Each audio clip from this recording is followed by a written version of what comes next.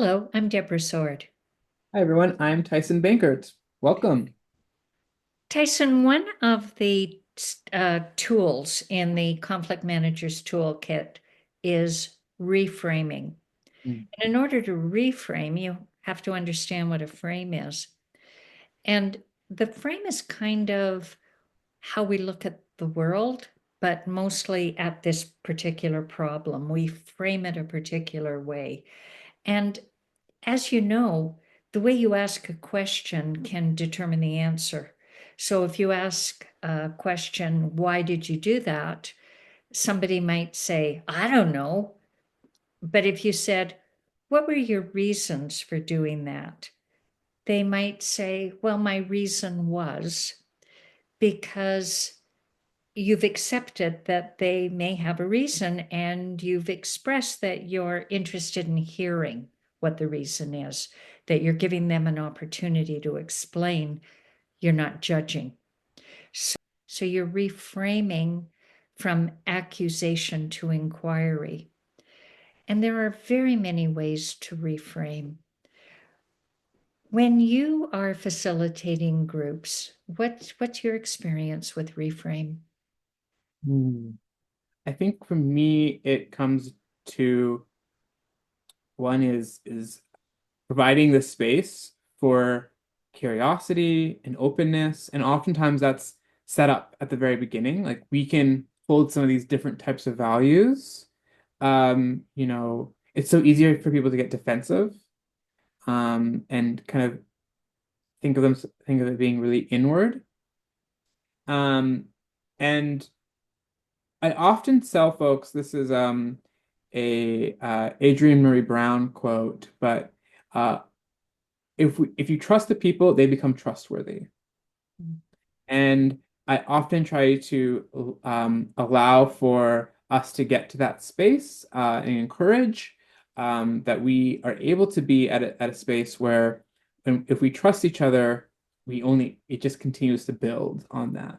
And so when the need to reframe it from us as maybe as a collective group working towards a goal or a shift or change or acknowledging. It's really about looking at how can we do that together versus everyone as an individual. So this idea of like reminding everyone that everyone has good intentions as well. So, and I think part of it too is understanding how people are showing up as well, right? Because once you understand, oh, maybe they had a bad day, or maybe their perspective is did you hear a different perspective that informs why they have a particular frame? Do they know thinking about glasses, right? Do they know what they are seeing, right? Do they know that they are seeing things maybe differently than someone else, right? And all of those sort of questions to start to poke at what it is that we really want to begin talking about and to create that kind of healthy dialogue. Wow, yeah. And I'm really glad you mentioned intentions because they're invisible. They can only be assumed or inferred. And if I might say, how would you word that question if you assumed my intentions were good? Mm, What would you say if you thought that what I just said was intended to be helpful rather than bossy? mm, mhm, mhm, And then he'll take a step back and say, yeah, okay, let's try again. mhm, So the reframe can come from you, from the other person. If you're in a group setting, you might say, what's another way to say that? That isn't going to be so judgmental.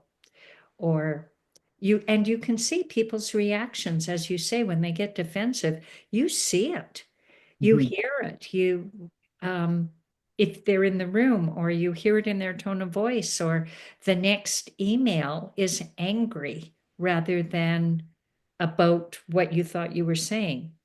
mhm, And then you get an opportunity before you respond, before you react, check in. Um, would it be okay if I reframed what you just said? What I heard you say was that you found my email offensive in some way. That wasn't my intention. Uh, what can we go back and look at my email and try to sort this out? Mhm. Mhm. So we're reframing it. And the conflict competency of a reframe is that you take away the judgment, the anger, the offensiveness, and get to the heart of the communication. What is it you were actually trying to say? Not just what you intended to say, what you said, and how they interpreted it. And they interpreted it through their assumptions, their inference, and what they attributed back to you. Be able to then be responsive to that, right? I mean, maybe your partner says, "No, I said what I said, and that is the way that I heard it." Okay. And that is that tug of war of whose frame wins almost, right? Which glasses are we going to wear to see this particular situation? And that only happens when it lends itself to that perspective taking that we've talked about, but also about this need sometimes in conflict for us to want to win. And um and so the struggle isn't what you, it's not what you said, or it's how you said it. And that becomes what the conflict is about. And I think that oftentimes takes a certain level of emotional um, conflict competency actually to also have that conversation And as I well. you've really hit on it. And a lot of patterns in conflict are exactly that. Somebody says something, somebody reacts, it escalates, it starts to spiral, gets into a pattern. Somebody's feelings get hurt. And when you talk about the need to win, sometimes people win by withdrawing, by sheltering in their resentment and stewing about it, uh, and then phoning an ally, conflict prime directive. We've talked about that. You find somebody who will hear your version of the story and tell you that you were right. Find and bind your allies to your version. So, what you've described are all of the opportunities we have to exercise our conflict competence. Somebody Mm, says something, you reframe it. They don't back down. I heard what I heard, and then you jump in, and the fight becomes who said what. mhm, That's another opportunity. Get off that pattern. No, it's not about what I said or how I said it. It's about the quality of the relationship and how we talk to each other. You mhm, spoke to me in a particular way that I interpreted. You are now telling me that I interpreted it wrong, but you're doing it very aggressively, right, which isn't persuasive. right. Mhm, But mhm. we're going from the emotional conversation to the thinking Right, conversation. right. Let's think our way through this. Here's what I feel. Here's what you feel. You are feeling like I'm being bossy. I Mhm, am feeling like you are being aggressive. Why don't we both take a breath? mhm, mhm.